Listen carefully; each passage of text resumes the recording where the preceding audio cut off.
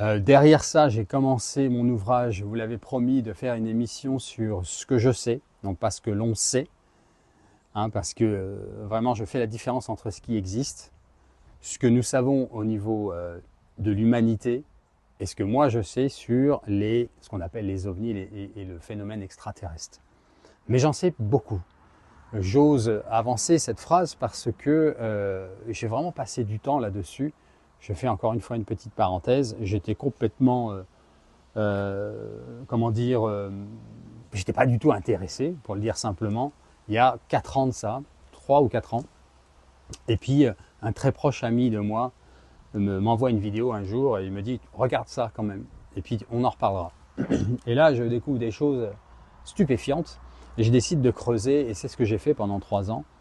Et ce sont des choses qui sont disponibles, mais je vous ai mâché le travail. Donc, je prépare un ouvrage là-dessus qui sera prêt mi-novembre, j'en suis persuadé, fin novembre maximum. Et vous allez voir qu'il y a un lien dedans qui nous concerne, nous les chrétiens, parce que la Vierge Marie a révélé quelque chose qui concerne ce sujet-là à Garabandal. C'est très peu connu, voire pas du tout. Et j'ai une phrase, et j'ai une information que j'ai reçue en privé par Glenn Hudson, l'ami proche de Conchita Gonzalez, sur ce que la Vierge Marie a dit aux voyantes. Et je l'inclurai dans ce livre. Donc vous aurez une information qui vous rassurera et qui vous informera à ce sujet d'une manière pertinente et sans égale, puisque ça n'existe nulle part ailleurs. Donc, gloire à Dieu, le Seigneur reste le Seigneur de l'univers, à jamais, pour toujours, et il a tout accompli sur la croix. Alors, maintenant je vais vous parler justement de l'Esprit Saint. Je vais vous informer sur quelque chose que tout le monde peut savoir aisément, sur quelque chose qui est dans l'Évangile, sur quelque chose qui est mal transmis aujourd'hui dans notre Église. C'est que nous avons le pouvoir en tant qu'héritiers, en tant qu'enfants de Dieu, en tant que croyants, que chrétiens baptisés, qui avons reçu le sacrement de la confirmation, ou pas d'ailleurs, mais c'est vrai que c'est un sacrement très particulier qui nous donne une force supplémentaire avec l'Esprit Saint, mais il n'est pas complètement indispensable. Je dis ça pour les gens qui n'ont pas encore reçu ce sacrement.